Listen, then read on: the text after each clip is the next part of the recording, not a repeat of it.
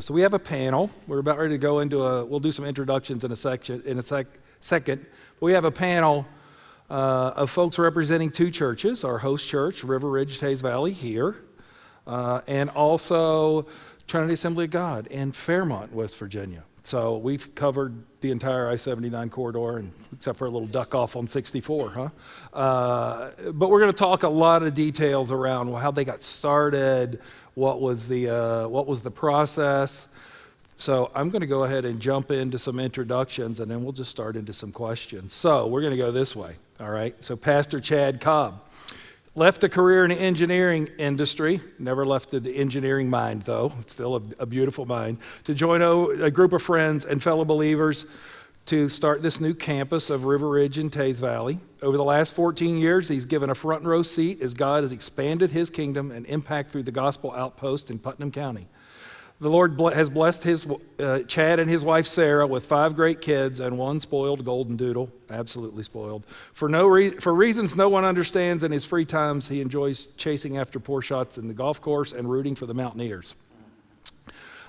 So Chad is the pastor here. Monica Robinson is the advocate. We'll talk about what an advocate is here at River Ridge Church in Teays Valley. So she is the Foster WV advocate. Foster, West Virginia is the name of the ministry here at River Ridge in Teays Valley. You can see examples of how they do this out in the lobby, and it's great patterns and things to look at. So she is the advocate here. She started this in 2022. Here at River Ridge Church. And by the end of the year, they had 5 foster, adoptive, and kinship families they were supporting. In addition to being an advocate, she also serves as a team leader and leads up one of these care communities that's here. You lead Genesis, very good. So Monica started out as an attorney. She's a recovering attorney, practicing many years in the private sector in West Virginia. And she also served as a stint of the director of Office of Human Resources at DHHR here in West Virginia. So it brings a number of hats to this. She is married almost for 25 years, a mom to 3 girls, a sophomore at the University of South Carolina, a 6th grader and a 2nd grader. The youngest 2 were adopted from the West Virginia foster care system. Thank you for that sacrifice. So Amber Fancher from Trinity Assembly of God Church in Fairmont. It's been over a year now. At one point, Amber calls me and says, we've been wanting to care for these foster kids for a long time. How do we do this? And it's been amazing to watch you all launch a ministry on Father's Day of last year, which was just beautiful, and do this work. So Amber, along with her husband, Matt, they co-lead the kids ministry at Trinity Assembly of God for over 20 years. She started their ministry, which is called The Calls, at their church, and they are currently serving 5 families. She also has volunteered and works for CASA of Marion County. If you're not familiar with CASA, what a great organization. Court-appointed special advocates for kids in foster care. And she advocates for children abuse and neglect cases, along with the judge, the legal team, and CPS workers. And gets into a lot of interesting cases as a result of that. So Pastor Wayde Wilson, has been in full-time ministry for 38 years and serves as the lead pastor at Trinity Assembly of God in Fairmont. For the past 6 years, you've led there. He's the author of The Circle of Swords, a book that challenges men to be warriors for Christ. He has led and inspired his church members to be the hands and feet of Jesus by reaching out to those in their community, especially foster children and families. He has championed the Cause Family Advocacy Ministry at Trinity and is passionate about seeing other churches step up and work to end the foster crisis in all of America, which is why he's here today. So we're going to jump into some questions. We're going to go this way, all right? We're going to go from you down. So Chad, let's start by going back in time. I want to hear just a little bit about what caused you to want to get involved with this issue of foster care in West Virginia. When did you become aware of the growing problems, and what kind of spurred your church into action? Yeah, as I was kind of thinking through this, I'm looking back over the last several years, I see 3 streams that have kind of come together over the last year or so. My wife comes from a big family, and several of her siblings have been in the foster care system for maybe 5 or 6 years. So I've seen firsthand, witnessed firsthand a lot of the needs that they have had to go through. I mean, just the appointments that they have to go through, the times for respite for themselves. And as a result of the number of kids that they have brought into their homes, I've seen both the ups and the downs, the celebrations, but also the heartache of sometimes the reunifications that didn't take place, or just the ups and downs of the emotional toll that it takes place. But I've also seen the celebrations. One of them is adopted too, and just seen a lot of great things that have come through it. So seeing that emotional roller coaster firsthand of people that I love and care for gave me an awareness of the need a couple years back even. But then I also saw, because we're a big family, and I saw the needs that they had, and they had a good support system because of the large family that we have, and seeing how that helped them stay in the game brought some awareness to me. But then I think the second thing that I saw was just being a pastor here at a local church and seeing the same thing happen, the celebrations and the heartaches of people that have entered into the adoptive or the foster care system.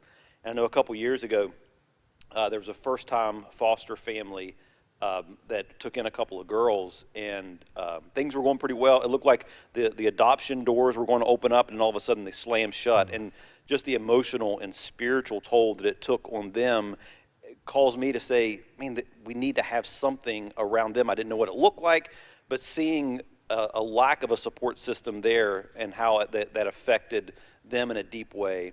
And then I think lastly, the thing for me is from the early stages of River Ridge, we found ourselves partnering with and doing a lot of service projects with agencies that were either directly or indirectly involved in the foster care system. I don't know that we necessarily picked those out. I think it was more God just kind of opened up some of these doors. So Stepping Stone down in Wayne County, Golden Girl down in Wayne County, Children's Home Society, Mission West Virginia.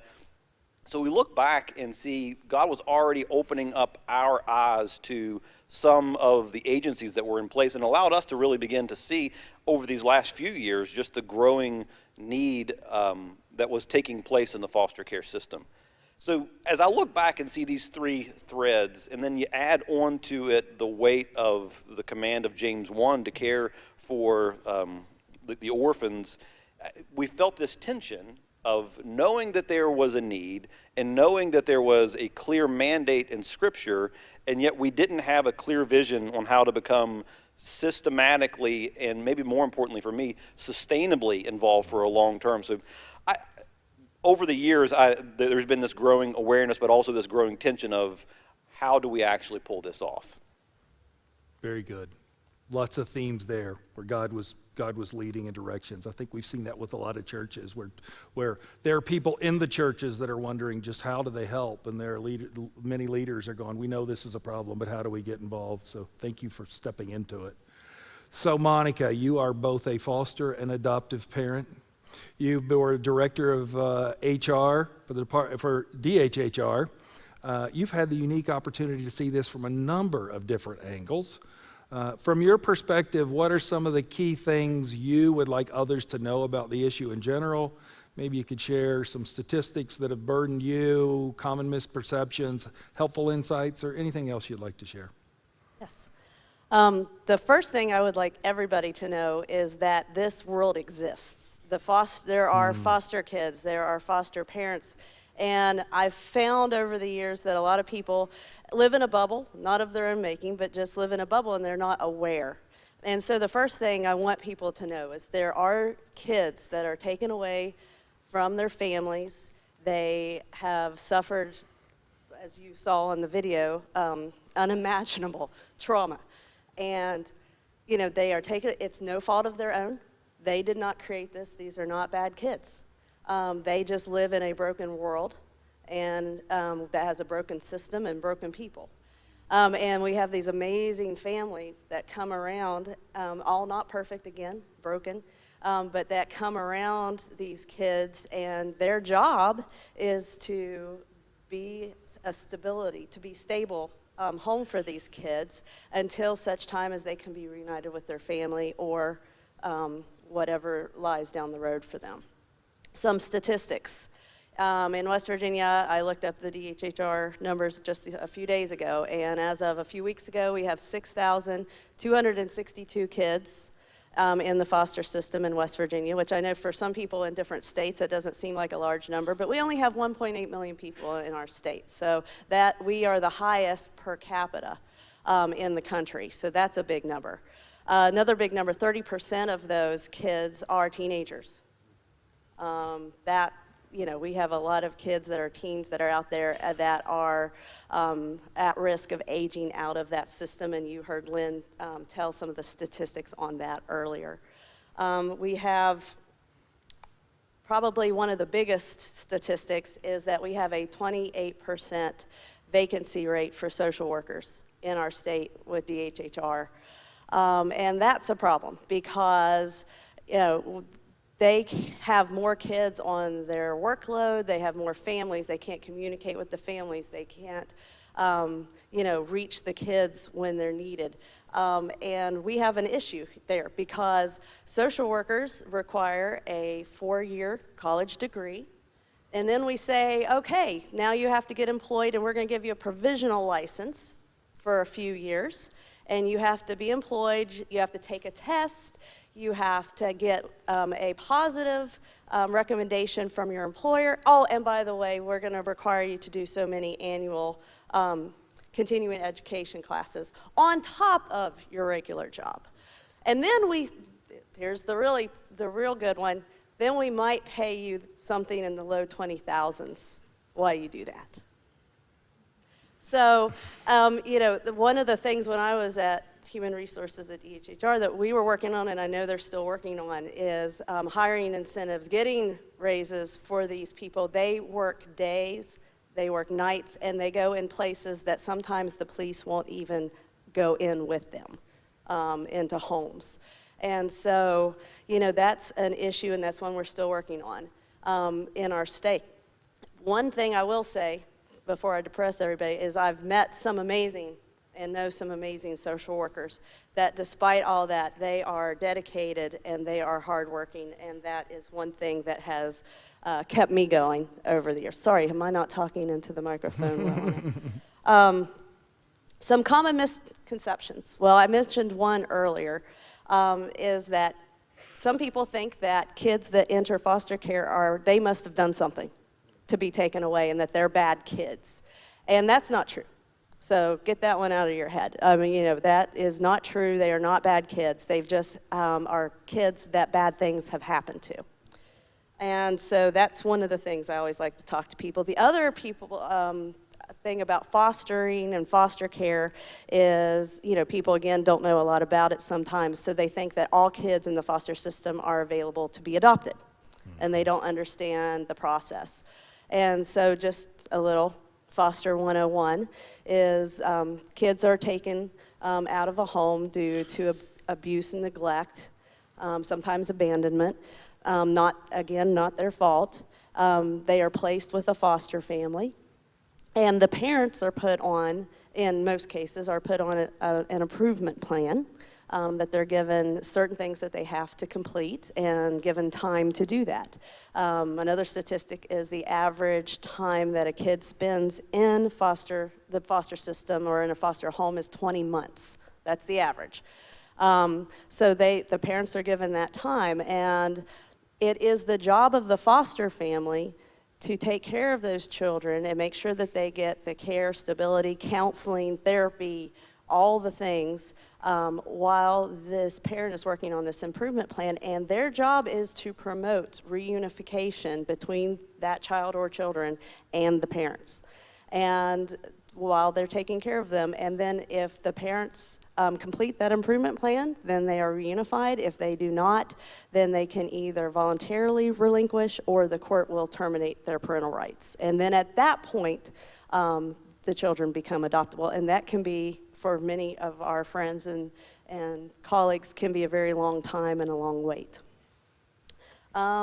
Let's see, one other thing. So that brings me to the foster families and the kids. Again, they need consistency, they need therapy, they need counseling, and our foster families that are doing that sometimes have their own biological kids at home, and they as Chad mentioned, that's a lot on your plate. You've got a lot of places to go. You've got to go to court. You've got to go to the counseling. So our families need support. And then after depressing everybody, I'm going to end on a high note. One last statistic that I read is that 95% of foster families who adopted out of the foster care system said they would do it again. So Absolutely. I think that's very encouraging. I'm included in that number. Wonderful, wonderful. Thank you for sharing. It's good. Miss Amber, so you have experience at CASA. You've been an advocate for kids in difficult situations. You're running the Calls Ministry and doing a great job there in Fairmont. You've seen some of the really tough stuff that comes with serving vulnerable kids. It's hard and heavy work. What motivates you? Why did you step into these roles? So I've always had a heart for kids. We've done kids ministry for a long time, and we knew, my husband and I both knew that, we had a heart for kids, especially vulnerable kids.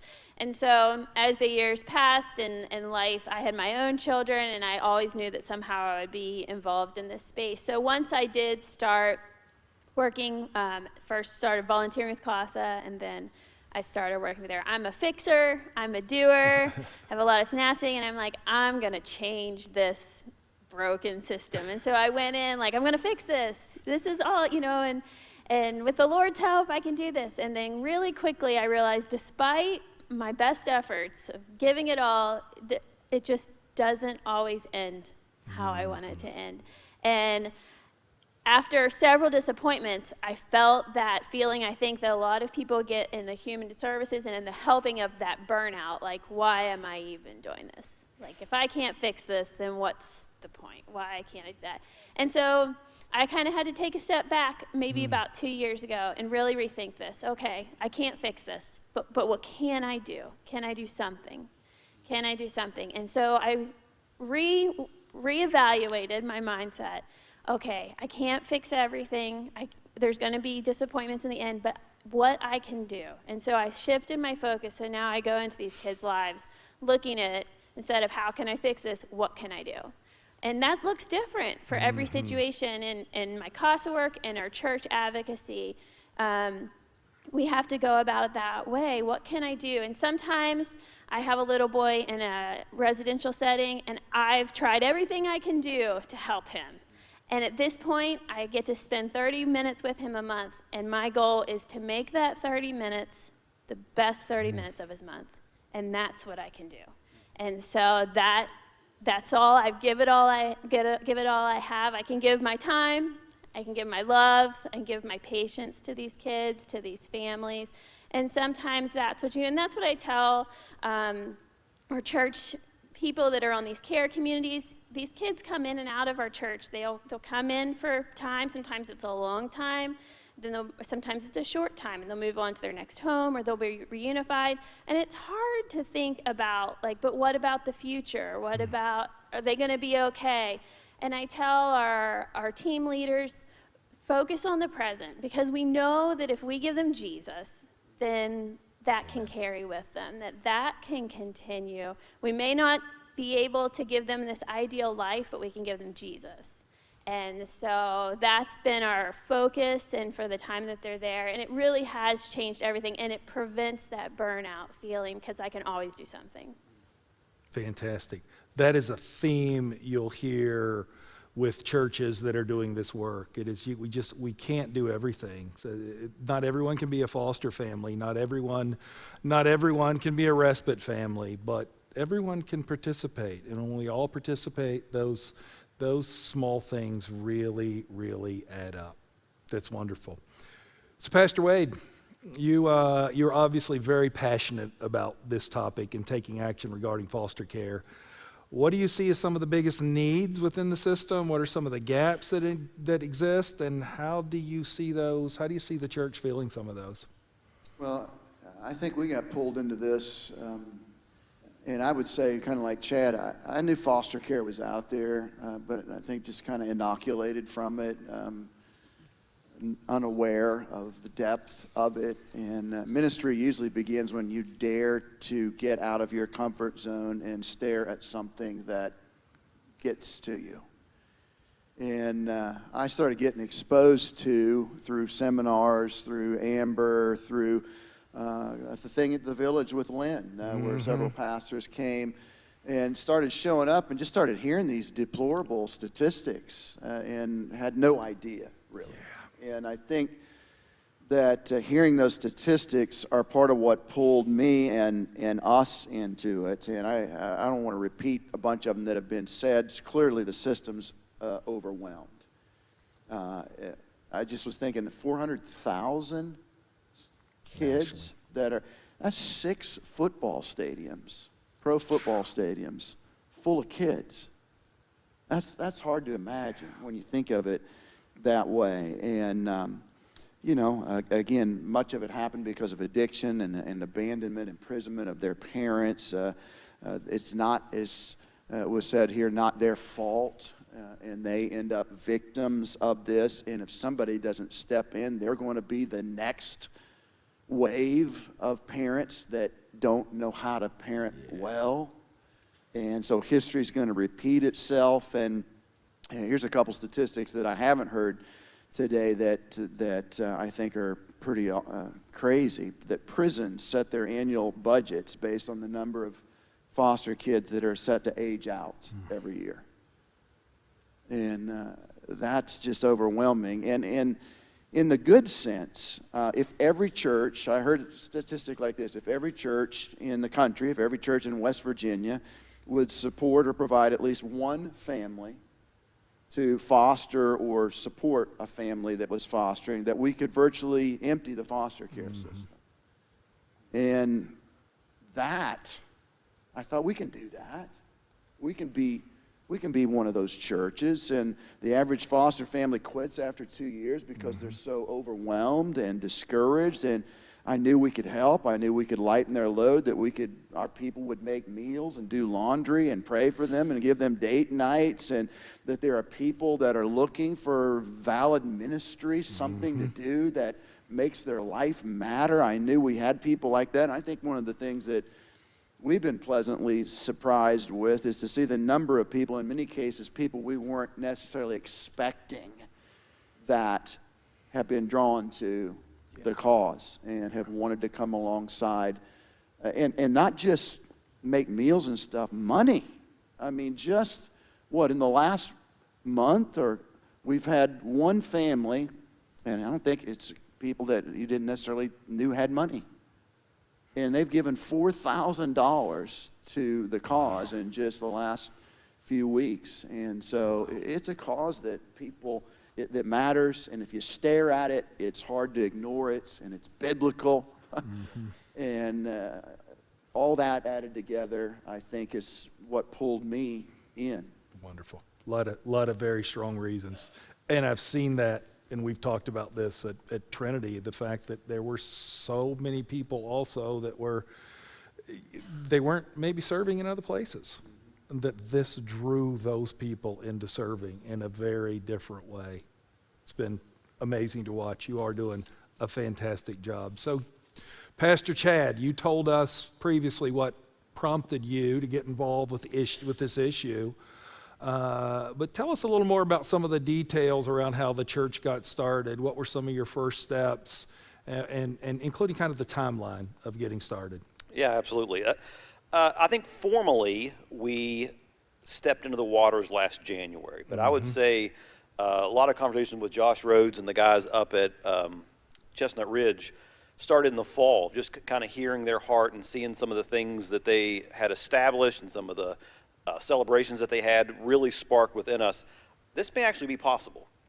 And so we started a conversation with Greg in January of last year, and it really started out educating, like we've talked about here about these statistics. It was those first couple of months that really we got slapped in the face with some of those things, and looking at the unique problem that is facing West Virginia, but also some unique solutions. I mean, while per capita we may have the worst statistics, we also have this mountaineer spirit and the idea that this is actually possible. Like if every church would take on a small role, that we could actually accomplish something like this. So those kinds of things kind of got into our head and got us excited about it. And then we heard about Promise 686 from Greg and some of the trailblazing that they had done, and they had established some best practices and some systems in place around these family advocacy ministries.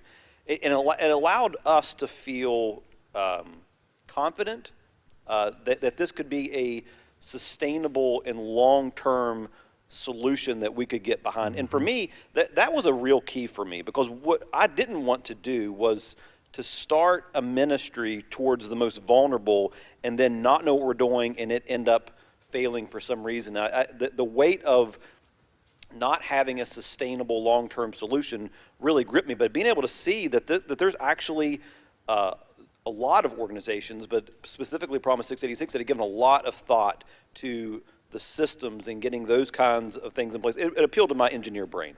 So it was just great to be able to see that. And we shared the statistic, but I think the thing that really gripped me was the statistic about 50% of the foster families left after 1 year. But if they were surrounded by a care community, by a support system, that jumped up to 90% that would stay in. And so because of that, we said, we can do this, and we're going to do this. So we signed on with Chestnut Mountain Village January, February, to be an affiliate and to be able to get the kinds of training that we need through Promise 686.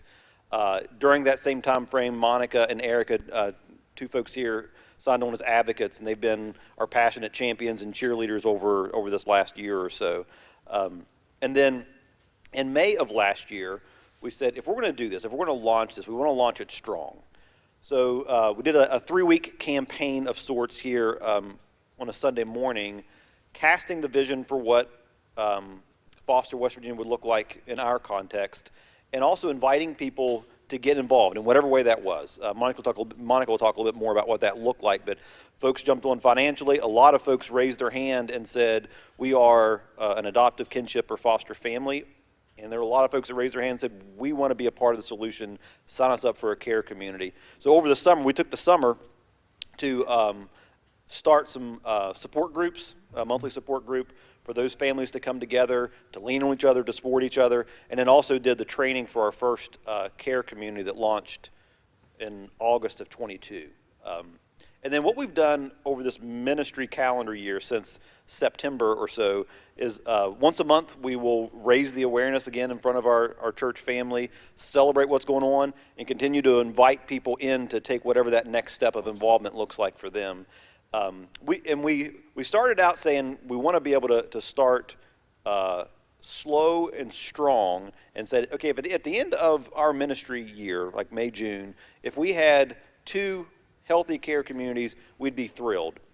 And right now we have 4 healthy ones going on, and a 5th just getting ready to come online. So it's just been an amazing ride. But we've kind of taken this slow, methodical step and learned a lot from Greg and from Chestnut Ridge along the way.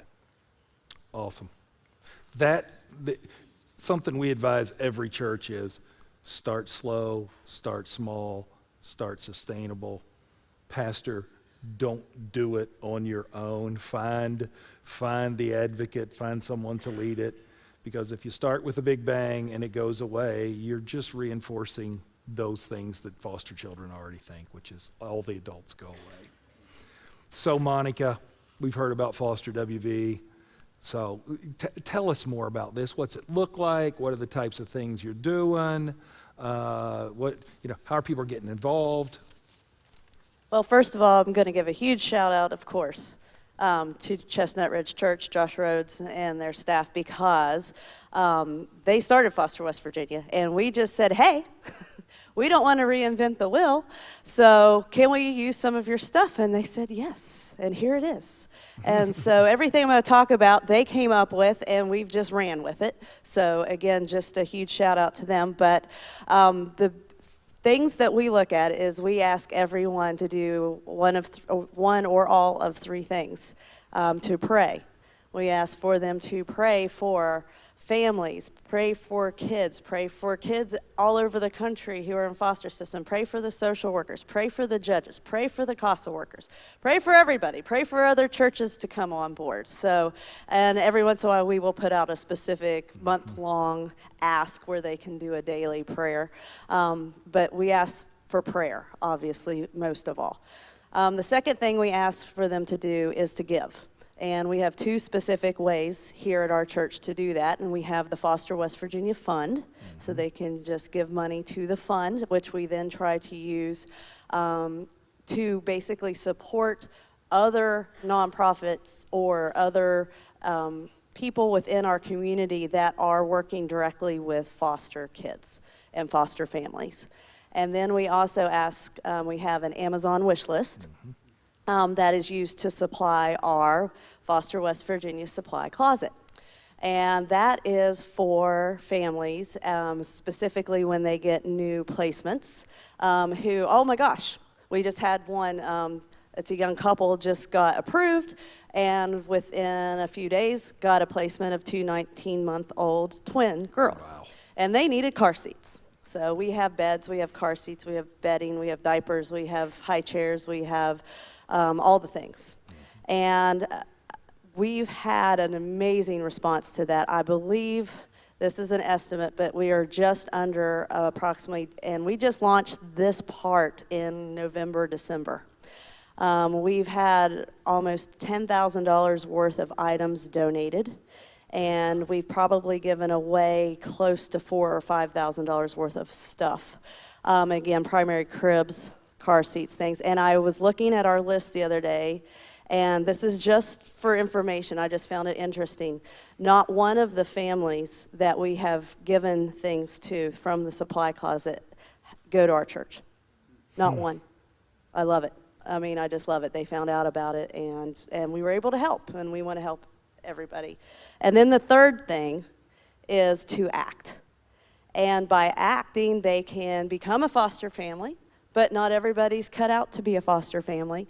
And so therefore we ask that they serve a foster family, primarily in a care community. We ask for our volunteers to give a year, and then we train them, and then we connect them in a care community with a family, and they do amazing things like take a meal a month, or let the family have a date night, or take one of the kids or all the kids to soccer practice, or do some light cleaning around the house, help fold some laundry, mow the grass every once in a while if it's needed, if things are getting crazy.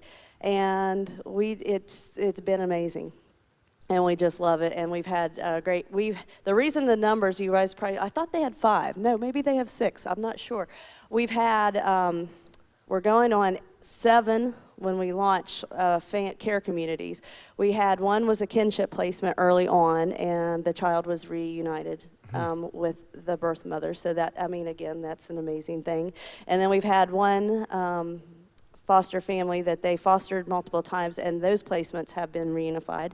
They're taking a little break, and that care community is here. They're serving today, but they're on hold, and we hope as soon as the family takes a new placement, hopefully this summer, then they go right back to work, being a care community. So Very good.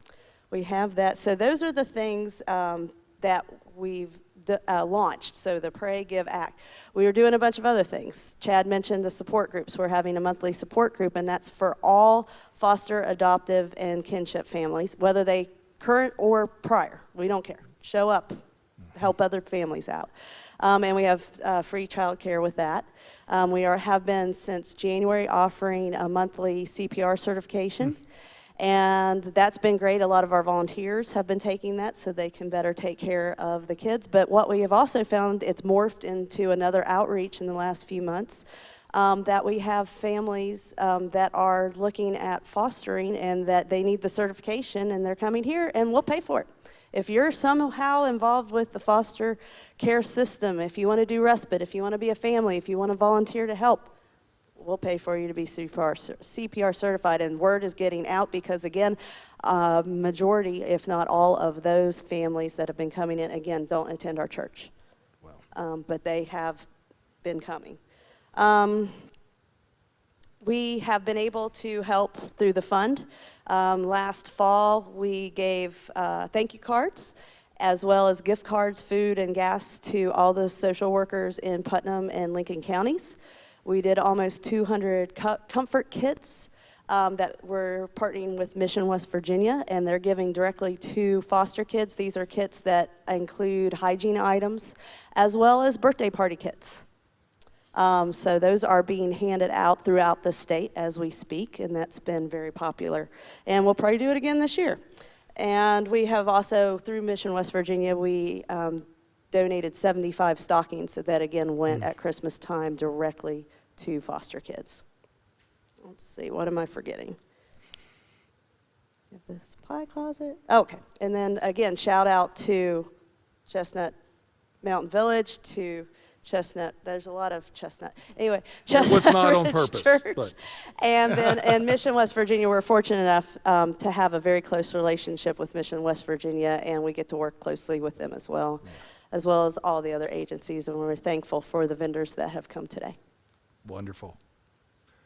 Amber, same question for you. Tell us about The Calls. So your ministry is called The Calls, not It Foster is. WV. We have a Right. lot of ministries, and these ministries are owned by the church. They have their own personality. They have their own focuses. So tell us about what you're doing at The Calls. Yeah, so we started it, like Pastor Wayde said, really we launched it on Father's Day last year. We had kind of done a soft launch Love prior that. to that. But what it really started with, we all say the church was like on the edge of their seats waiting for something to happen like this. Everybody just seemed ready.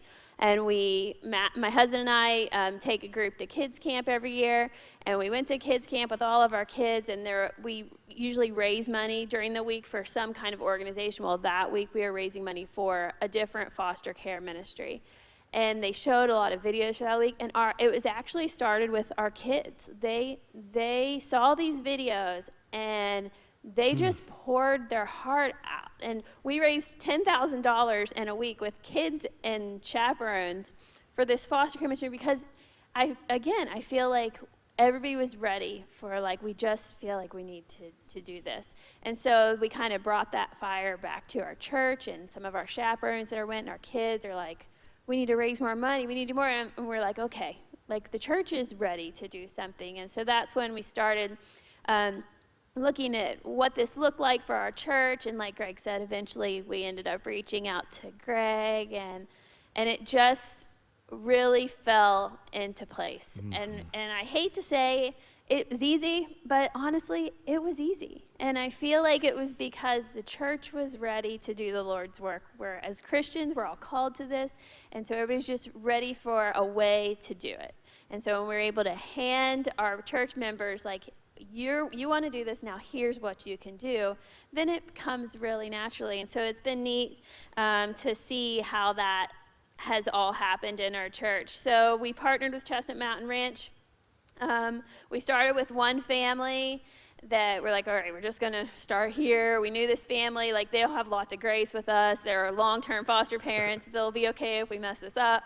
And we're really quickly grew to more and more families. We're getting ready to launch our 8th care community. Like she said, we've had a few that we've launched, and now they don't need us anymore, which is the best thing because the children have been reunified or other circumstances. But every care community looks totally different. And so that was really important for us to learn, that the needs of one family are not going to be the needs of the next family. And so really being flexible and understanding what do you need? How can we support you? And every care community based on the people in the community and the needs of the foster parent looks completely different.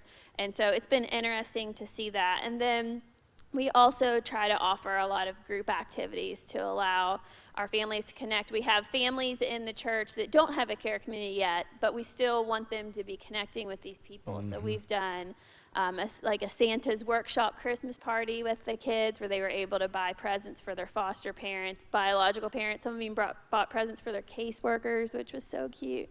And while we watched the kids, the parents were able to do some Christmas shopping away. We've done group dinners and outings and things like that, but it's been neat. But I think one of the coolest things that we've seen from this, and again, kind of that pointing back to the church was ready, is people in the church are just stepping up and doing things for foster kids. And so we have like a Young at Heart ministry, like the older people, and they now, like, they collect money at their weekly meetings and make these birthday boxes. So they wanted a list of every kid and their age and what they liked and their favorite color. And they make these beautiful, like, customized birthday boxes for these kids. I have an older lady from the congregation that makes little handmade quilts and wraps them around teddy bears and writes these beautiful little notes, and we give those to the kids when they come into care. So it's been neat to see people kind of take on their own ministry within the ministry, and like, I want to do this. And so it's evolved that way, and it's really cool. That I love the teddy bears. Yeah. And I love how this ministry is such a picture of the body of Christ with so many people. Some people are administratively gifted. They're the ones that are on the back end helping you manage the software, or they're helping collect the money. And some people have this gift of being creative, and they make teddy bears, and it's just a beautiful picture of the body of Christ. And when multiple churches like this start doing it, churches have different personalities too, and you can kind of see the larger body of Christ working to fill gaps. It's just beautiful. So Pastor Wayde, you guys were getting off the ground, you were starting this family advocacy ministry, and you really had to learn, and you really had to, find out, how do you do this? So what did you find helpful when you started to educate yourself? Can you recommend any books, training? You went through a variety of different things that you mentioned. What really helped you learn as pastors are sitting here and going? She's sitting beside me. That's kind of what I thought when we were asking this question. That is awesome. Made it that easy because she was all about it. She was all over it. As a pastor, there's every once in a while somebody, we should start a ministry for this. And you're like, okay, you ready to lead it? That's the next question, because don't hand me ministry. I'm full. But when you've got a qualified person that's passionate about it and gifted, and they come and say, hey, I'd like us to talk more about this, and I'd like us to look at it, and she starts bringing stuff to me. And one of the first things we did was we had a phone interview with a lady from Backyard Orphans, which is another great foster care support ministry, and we were really close to going with them. And then Amber goes, hold up, Chestnut Village is getting ready to start something right here local, and maybe since they're right in our backyard and things, we should hear them out before we make our decision. And that's what happened. Yeah. And so, then meeting you, going to different seminars, the thing with Lynn, different stuff, hearing all the statistics, it's everywhere. There's plenty of ways to learn about this and thing. And the summit last year was right before we launched. In fact, it was at the summit that I came up with the idea. I came up to you and said, would you be available on Father's Day? We'd love to launch on Father's Day, have you be a part of a panel. And I think we need to read that on the anniversary. We need to do that on Father's Day again and just kind of give a report. I'm just sitting here, my mind's spinning, thinking about things. But one of the speakers last year that was just outstanding was Jason Johnson. If you have a chance to go back and see his message, it was so good. And I used some of his stuff before we launched on that Father's Day, before the panel. Yes. I used some of his material, but some of the stuff he said, God didn't look away from our pain or dilemma. He came into our story. He came and lived among us. He entered into our brokenness in order to rescue us. And there's a big line. God sees hard places and broken people and moves towards them, not away. So how can we not? Right. And that was the result of, again, the summit last year and some of the things that were said. So you, Amber, last year's summit, and then most importantly, we just had a great leader in Amber who was passionate about it, made it easy for me to say yes. I think you had the same experience, huh? Amen. Yes. This is one reason we put this panel together this way is because it was the pastors that had the vision, had the heart, and other people in their church were ready to lead. I've been amazed at how many people have shown up in churches saying, we're ready to lead, to take this. And you look and go, you see their passion. It may not be something that they necessarily want to do. They're like, I don't want to public speak. We're like, yeah, but you're going to do it. And how people have taken steps of obedience and just one after the other. And that's the beautiful thing about so many of these ministries too. You all describe so many things that your churches are doing. You give people easy on-ramps. Just make it small, make it easy, take an on-ramp, and you see them taking these steps of faithfulness and discipleship as they move up. So Jason Johnson has also said this work is more about creating disciples than recruiting people. And it is the core mission of the church to do that. I am looking down at this little timer here, and I see 1 minute and 30 seconds left for us. I just want to kind of any final thoughts you'd like to share with the audience from amongst any of you. You can all jump at once or stay there and make me. I think just for me, like if I look at, and you kind of mentioned it there, or a few folks have mentioned it. I think this is about as incarnational of a ministry that we have going on. It's people being Jesus with skin on and getting on the front lines and meeting real needs. And almost everyone that I know that's in it comes back saying, "Man, it is more of a blessing to me than it is." The blessing that we're giving these families. So it's been huge in encouraging our folks to take those next steps. Yeah, and I'll just walk behind that that was actually what I had prepared to say anyway. I've had volunteers that have volunteered that knew nothing about foster care. And they've walked into situations like Janessa described, and they were a little taken aback. They're like, oh my, what have I gotten myself into? This is messy, this is hard. And I've seen them at the same time kind of process it and look and say, okay, I'm in. I can do this. If they can do this, I can walk with them and I can support them. And the big thing that we've said, and again, this is off of Jason Johnson, is not everybody is made to foster, but everybody can do something, and we want you to find your something. Very good. Samber. I'll just add a quick story, and the way this has impacted our community. We did our Christmas party, and we were able to invite our foster families. And then because of my relationship with the foster care outside of the church, I was able to invite a few families that had reunified recently. So families that were just really struggling, that had been through a lot.